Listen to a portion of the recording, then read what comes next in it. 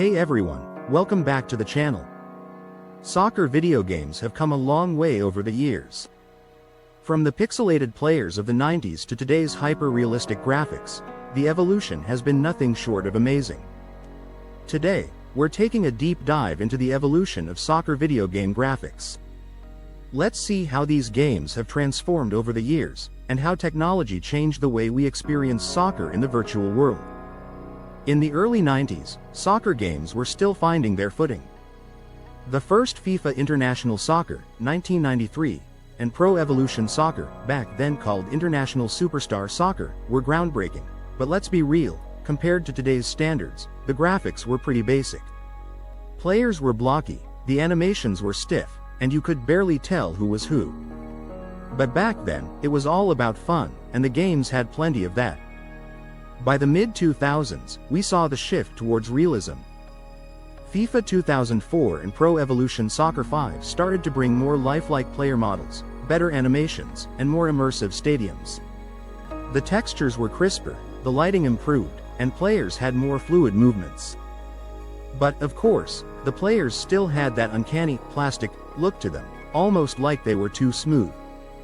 Still, it was a major leap forward from the previous decade.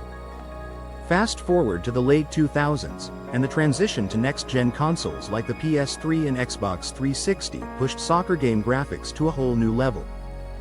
FIFA 10 and PES 2010 started to incorporate more detailed player faces, realistic textures, and dynamic weather effects. The animations became smoother, and you could actually see the individual muscles and facial expressions on players. The crowds even started to look more alive. But, let's be honest, the hair was still a little questionable. In the 2010s, soccer games reached the pinnacle of graphical fidelity. FIFA 15 and PES 2015 offered hyper-realistic player models, and it wasn't just about the players, the entire game world started to feel alive. Stadiums were filled with realistic lighting, players' faces had near-perfect detail, and the animations made it feel like you were actually watching a real soccer match. You could even see the sweat glistening on the players' faces and the grass getting worn down as the game went on.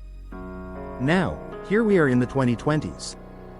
Soccer games have reached a level of realism that we could only dream of back in the 90s. FIFA 22 and eFootball 2022 boast stunning photorealistic player models, with movements so smooth that it's hard to tell if you're watching a game or an actual soccer match. The crowds look more like real people, and every blade of grass in the stadium is individually rendered.